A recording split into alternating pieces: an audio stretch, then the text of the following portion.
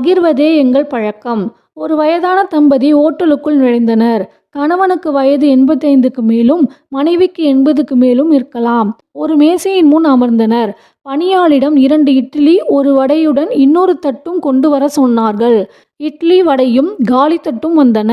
கணவன் ஒரு இட்லியையும் வடையில் பாதியையும் காலி தட்டில் வைத்து, சாம்பார் சட்னியிலும் பாதி ஊற்றி மனைவி முன் வைத்துவிட்டு சாப்பிடத் தொடங்கினான். அவன் சாப்பிடுவதை பார்த்தவாறே மனைவி அமர்ந்து இருந்தாள். அவ்வப்போது தண்ணீரை குடித்தவாறு. ஓட்டலில் இருந்த மற்றவர்கள், இவர்கள் வசதியற்றவர்கள், எனவே கொஞ்சமாக வாங்கி பகிர்ந்து கொள்கின்றனர் என எண்ணினர். ஒரு இளைஞன் அவர்களிடம் வந்து இன்னொரு தட்டு இட்லி, வடை தான் வாங்கி தருவதாக கூற அவர்கள் மறுத்துவிட்டனர். எப்போதுமே பகிர்வதே எங்கள் பழக்கம் என்று கூறி கணவன் சாப்பிட்டு முடித்தான். கை கழுவ போனான். இளைஞன் மீண்டும் வந்து மனைவியிடம் கேட்டான், ஏன் நீங்கள் சாப்பிடவே இல்லை என்று. அதற்கு அவள், பல்செட்டுக்காக காத்து கொண்டிருக்கிறேன் என்றால் தன் பொக்கை வாயினாள். இந்த வீடியோ பிடிச்சிருந்தா லைக் பண்ணுங்க, மறக்காம நம்ம சேனலை சப்ஸ்கிரைப் பண்ணிடுங்க. நன்றி.